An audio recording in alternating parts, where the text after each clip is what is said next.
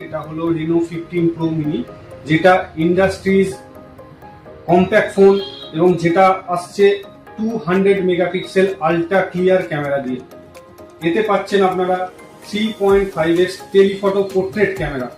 এছাড়াও আপনারা যদি ব্লগিং করতে ভালোবাসেন, মানে ধরুন আপনি ভিডিও করছেন, এতে থাকছে all focal length 60 fps 4K HDR video supported, যা আলট্রা স্টেবিলিটি।